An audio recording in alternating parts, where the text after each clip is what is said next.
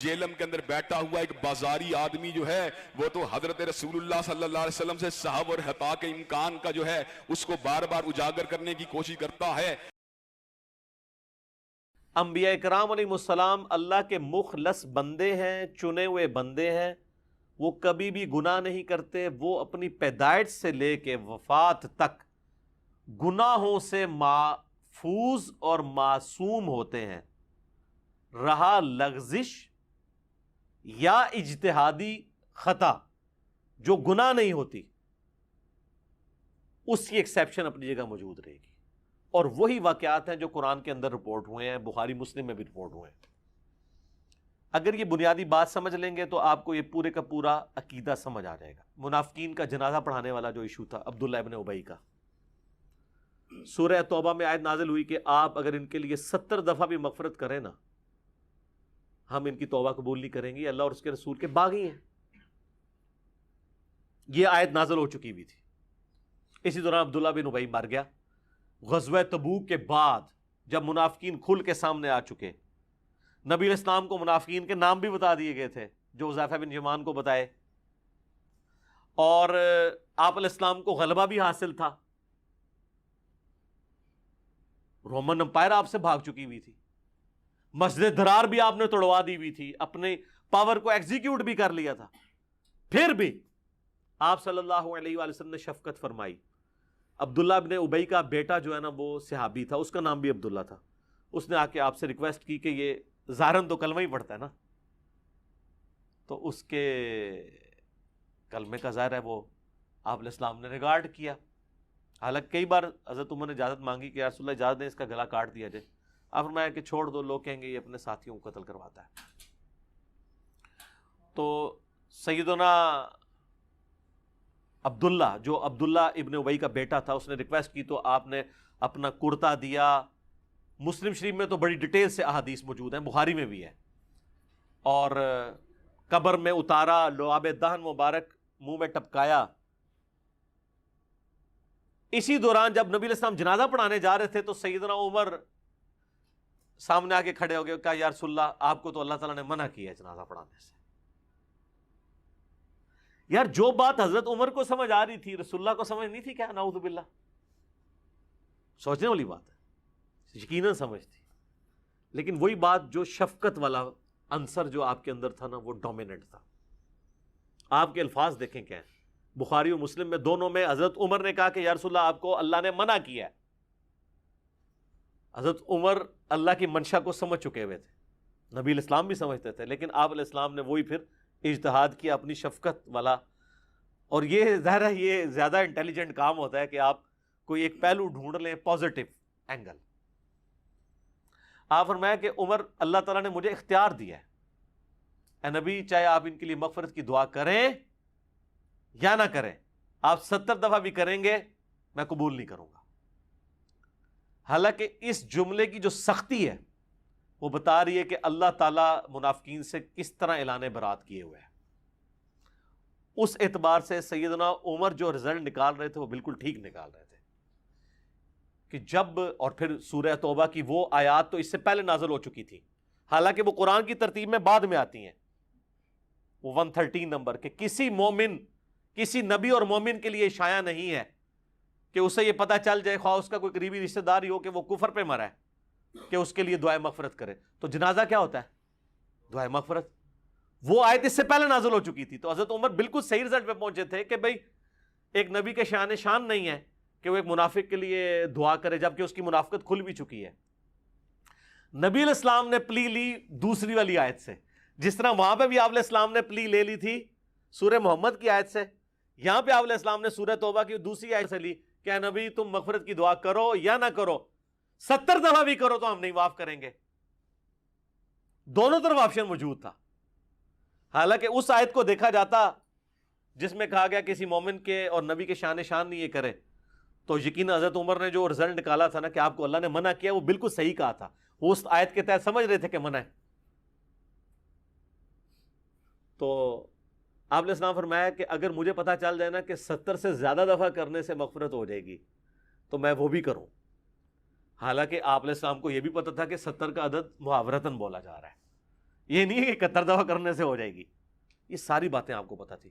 لیکن حریص علیکم بالمؤمنین رؤوف الرحیم، اور اس سے بھی بڑھ کے وما ارسلناک الا رحمۃ للعالمین، یہ آپ علیہ السلام کے اندر جو شفقت کا پہلو تھا نا بہت ڈومیننٹ تھا. تو آپ نے پلی لے لی اس کی کہ اللہ نے اختیار دیا ہے کرو یا نہ کرو، تو ٹھیک ہے میں کر لیتا ہوں. اور حضرت عمر نے کہا کہ یہ نبی اور اہل ایمان کی شان پلس اللہ تعالیٰ کا غصہ جتنا منافقین پہ ہے، سورہ توبہ بغیر بسم اللہ کے نازل ہوئی ہوئی ہے جی، مستدرک الحاکم میں موجود ہے صحیح سند سے کہ مولا علی سے کسی نے پوچھا یہ بسم اللہ کیوں نہیں ہے سورہ توبہ سے پہلے، تو انہوں نے کہا سورہ توبہ تو ننگی تلوار کے ساتھ نازل ہوئی ہے، اس کے پہلے بسم اللہ کیسے ہو؟ وہ تو اللہ کی صفت رحمان اور رحیم ہے، تو وہ اس لیے بسم اللہ کے بغیر نازل ہوئی بھی ہے. تو یہ سورہ توبہ کی ساری آیات ہیں. خیر آپ علیہ السلام نے جنازہ پڑھایا، اپنے ہاتھوں سے دفنایا، کرتا پہنا دیا، لعاب دہن ڈالا، کتنی شفقت ہے.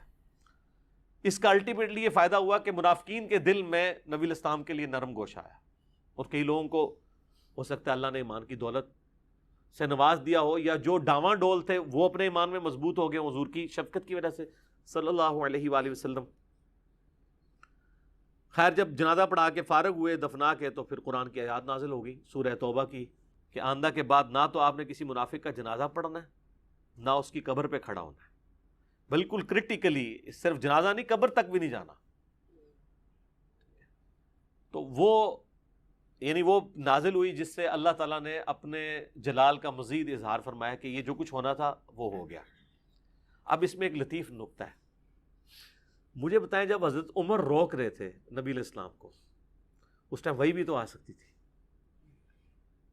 این اس موقع پہ رسول اللہ کو روکا جا سکتا تھا، یہ پاسبل تھا، اللہ کے لیے وہی بھیجنا کو مسئلہ تھا. تو اللہ تعالیٰ اپنے نبی کی خواہشات کا بھی بعض اوقات خیال رکھتا ہے، یہ ایک شفقت اور محبت کے اعتبار سے کہ ٹھیک ہے یہ ایکٹیویٹی پرفارم کر لے بعد میں ورنہ حضرت عمر جو پہلے کہہ رہے تھے نا کہ آپ کو اللہ نے روکا ہے، تو نبی علیہ السلام ڈائریکٹ کہہ سکتے تھے کہ بھئی تم نے کس آیت سے غلط رزلٹ نکالے، مجھے کوئی نہیں روکا. نبی علیہ السلام نے اس کو ویل لیفٹ کیا، فرمایا نہیں مجھے تو اللہ نے اختیار دیا ہے، کرو یا نہ کرو. آگے حضرت عمر نے بھی بحث نہیں کی، ان کے بھی ایمان کا تقاضا تھا کہ وہ بحث نہ کرتے، ورنہ اگر وہ اس طرح یاد لے کے بیٹھ جاتے تو معاذ اللہ اپنا ایمان خطرے میں ڈال لیتے. ویسے بخاری مسلم میں آتا ہے کہ بعد میں جب یہ ممانعت نازل ہوئی تو میں پوری زندگی یہ سوچتا تھا یار میں نے حضور پہ اتنی دلیری کی کہ میں آپ کو آگے روکنے کے لیے آ گیا، اللہ کے رسول مجھ سے بہتر جانتے تھے. ٹھیک ہے، تو یہ ساری کی ساری چیزیں اس طرح کی ایکٹیویٹیز پہ جب اجتہادی خطا کا لفظ یا لغزش کا لفظ بولا جاتا ہے، وہ اس لیے نہیں بولا جاتا کہ وہ انٹینشنلی کوئی نبی نے کوئی نافرمانی کی ہوتی ہے نعوذ باللہ، بلکہ کہ دو چیزوں میں سے جو زیادہ بہتر چیز تھی نا اس کو اڈاپٹ نہیں کیا ہوتا، اسی لیے خلاف اولا کی ٹرم بھی استعمال کی جاتی ہے.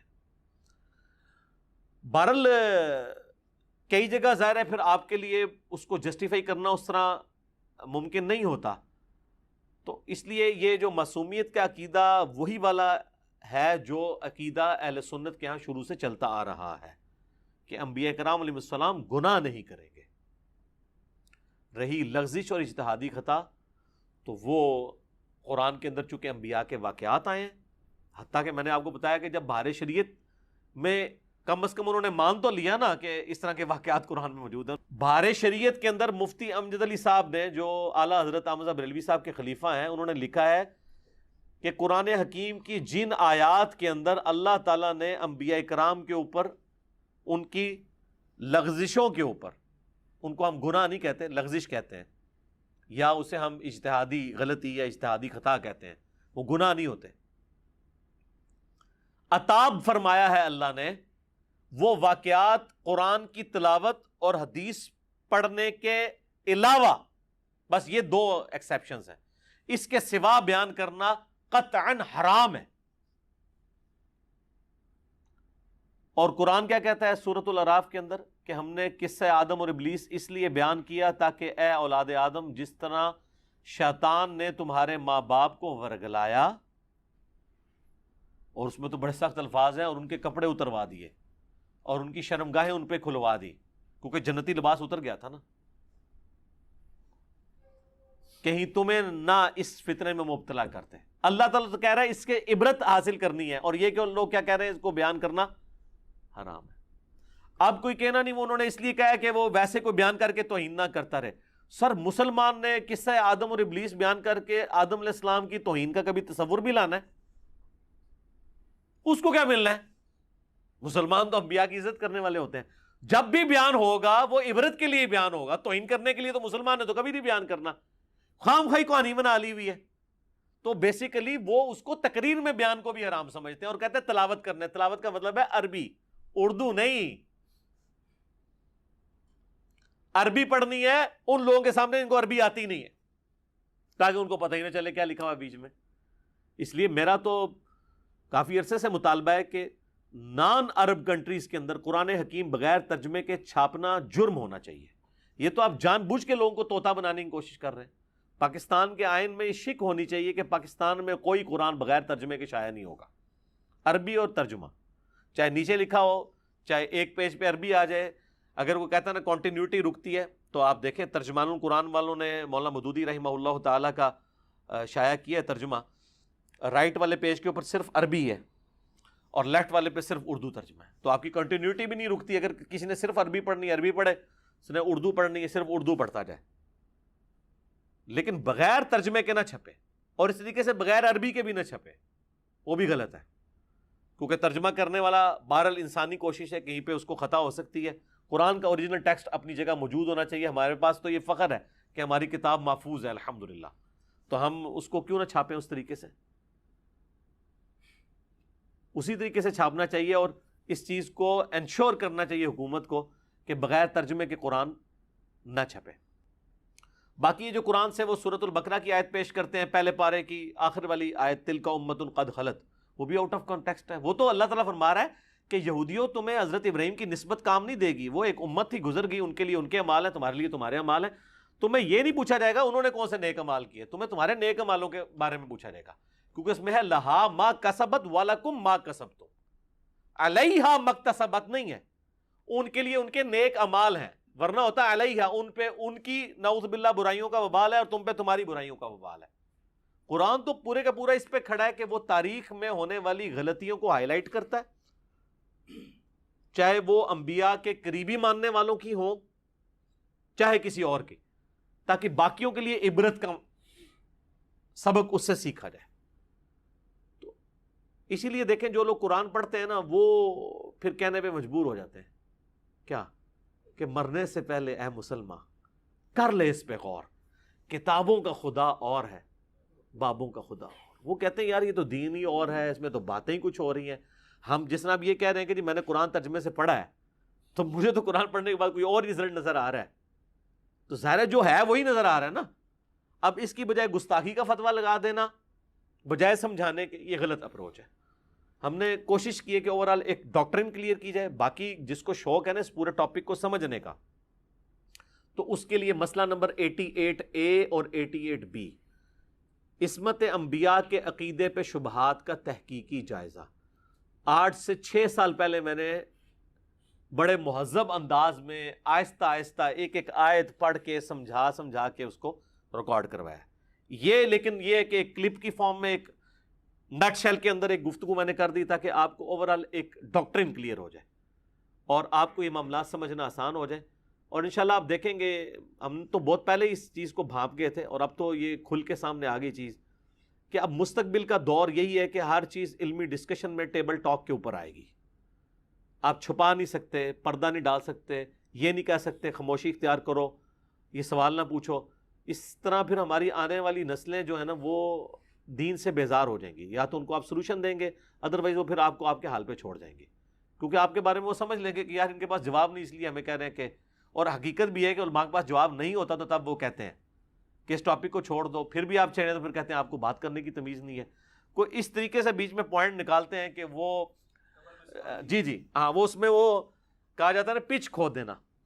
ایک تو ویسے ایک محاورہ ہے یہ پچ کھود دینے والا بھی ہے, ایک اور بڑا محاورہ ہے وہ ہے تھوڑا سا نوٹوریس ہے, وہ پورا تو بیان نہیں کرتا. وہ پنجابی میں ایک محاورہ بولا جاتا ہے, وہ بچپن میں کسی نے بنٹے کھیلے تو جو وہ اس گیم کو خراب کرنا جاتا ہے تو وہ اس میں اسی گتھی کہنے نا جس ہول کے اندر وہ بنٹا پھینکا جاتا ہے، تو جس نے گیم خراب کرنی ہوتی ہے وہ کیا کرتا ہے؟ ہاں نہیں خراب نہیں کرتا ہوتے جا کے، ہاں جی یہ دیکھا نا بڑے بندے بولے نے، تو وہ محاورہ ہی بولا جاتا ہے۔ پچ کھودنے والا تو بڑا مہذب سا ہے، یہ کرکٹ کی وجہ سے پرانے بزرگوں کے لیے وہ گتھی والا محاورہ ہے، اور نئے بچوں کے لیے ہے کہ پچ نہ کھودیں، بچوں کو سمجھائیں۔ ٹھیک ہو گیا جی؟